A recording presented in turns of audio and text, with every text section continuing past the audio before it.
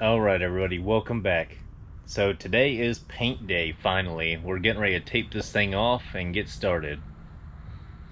Alright, we just got our Dakota all taped off. We are getting ready to mix our paint and go ahead and start spraying some color on the doors. Alright, so we got our paint mixed up. It is 1 part paint to 1 part reducer, 50-50. We decided not to do tailgate today. I don't know if you can see that little nick in there from when we cut out for the backup camera to be put in.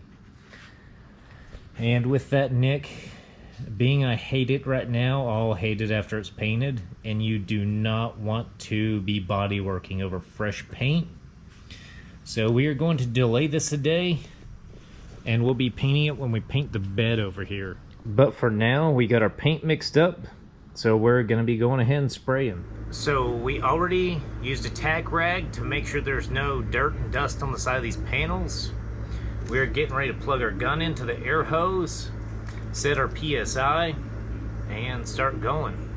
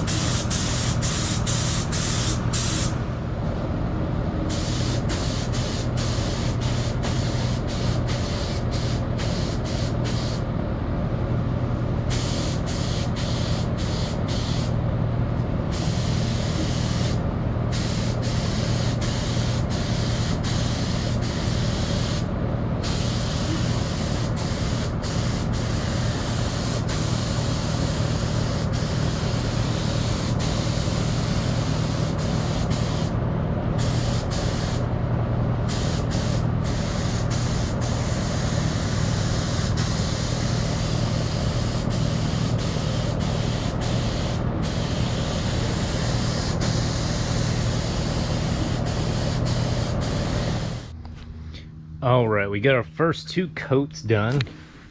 As you can see, we still have some bleed through. That won't completely cover until probably our 3rd coat of color. As you can see, we have no runs, no areas where it rejected or reacted against anything. We're doing pretty good on this. So the reason you won't really hear me talk about, what PSI to use and mixing certain things in, painting outside in Florida is very different than, for say, if you were going to paint outside in New Jersey. You know, it's just not as humid, it's not as hot. You know, it's a little different when you're painting in a climate controlled paint booth, you know, where it's set to like 75 or so. You can pretty much control, spray the same thing every time. Here with this, we have to do a lot of adjusting on the fly usually. You know, the more PSI, it tends to separate the metallics in the paint. And also, it could make the paint dry before it really hits the panel as well. So usually with a color coat here in Florida, I spray, you know, 30, 35 PSI. Just to keep it the same between all panels. Otherwise, you know, you'll get different metallic shifts and things like that.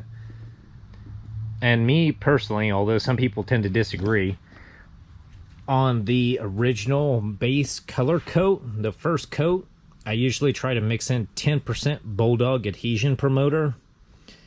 Just because it helps with adhesion and your paint's less likely to find something it'll reject. Because when it rejects, it'll tend to bubble and do some weird things. And then, you know, you'll have to let it dry and sand it out and kind of start over again. But as you can see, it's coming out pretty good. There's no reactions to anything. We don't see any little dings that we missed, which that'd be kind of a big deal right now. Seeing a ding that we missed in the color coat would not be fun. Alright, so we got our first coat of clear on. We did 4 coats of the base just to cover everything and make sure we're good, solid color. So as you can see, it's starting to get shiny now. Got no dings. Alright, so we got 4 coats of clear on here. We will be wet sanding this with 3000 and buffing it as well, just like we did with the Viper.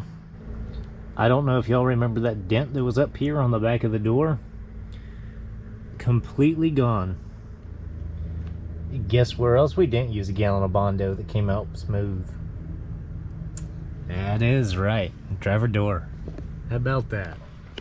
So tomorrow we will be prepping everything else. We probably need to prioritize the passenger fender as well so we can get the truck back mobile again. So I think that's the game plan for tomorrow. Tailgate, bed, passenger fender. That way we can actually get the truck back running under its own power again. That'd be pretty cool.